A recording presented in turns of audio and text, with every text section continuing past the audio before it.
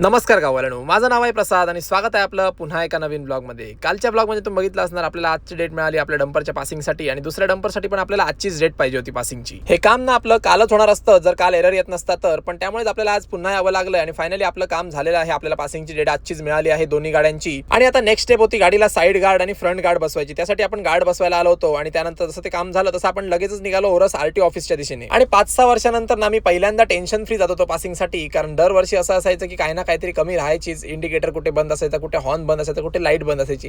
कालच आपण सगळं रेडी करून घेतलं होतं, त्यामुळे आज आपल्याला काही टेन्शन नव्हतं. फायनली पोहोचलो आरटी ऑफिसला. तिथे गेल्यानंतर आपल्या लक्षात आलं की आपल्या नंबर प्लेटवरचा एक आकडा खाली पडलाय. तर तो सुद्धा तिथे गेल्यावरती लगेच रेडिओवाल्यांजवळून बसवून घेतला आणि लगेचच लागलो लाईन मध्ये पासिंगच्या. आणि सध्या पावसामुळे गाड्या खूप कमी होत्या पासिंगसाठी, त्यामुळे आपल्या गाड्या दोन्ही लगेचच एका तासात पासिंग झाल्या. तशाच गाड्या बाहेर काढून लावल्या एका साईडला आणि आपल्याला व्यवसाय कर भरायचा राहिला होता, तर तो सुद्धा भरून घेतला आणि आपल्या एजंट जवळ नेऊन दिले पेपर्स. आणि पासिंग आणि इन्शुरन्सचा ना इम्पॉर्टन्स ना तुम्ही मला विचारू शकता, कारण माझ्या आयुष्यात मी असा एक मोठा फटका खालाय की मला बरोबर कळालेला आहे. कधीतरी तुम्हाला मोठी स्टोरी शॉर्ट मध्ये करून सांगेन. म्हटलं आता घरी जाऊया, कारण आपल्याला जोरदार झोप येत होती, कारण आपण सकाळी लवकर उठलो होतो. घरी जाऊन झोपलो थोडा वेळ आणि संध्याकाळी उठलो फायनली हॉटेलवर जाण्यासाठी. हॉटेलवर गेलो, बघितलं तर आपले कामगार सगळे मस्तपैकी काम करत होते. ऑर्डर वगैरे सगळे नीट चालू होते. फक्त एका माणसाला सोडून, हा आपला रोटीवाला, हा काउंटरच्या खाली काय शोधत होता मला नाही माहिती. फायनली वाजले होते रात्रीचे 1:30 आणि कस्टमरची गर्दी तर तुम्ही बघूच शकता किती आहे ती. तर आता हे सगळे कस्टमर आटपेपर्यंत आपल्याला वाजणार आहेत 2:30. तर करूया या ब्लॉगला इथे जाईन. तुम्हाला व्हिडिओ आवडला असेल तर व्हिडिओला नक्की लाईक करा, शेअर करा आणि आपल्या चॅनलला नक्की सबस्क्राईब करा. थँक्यू.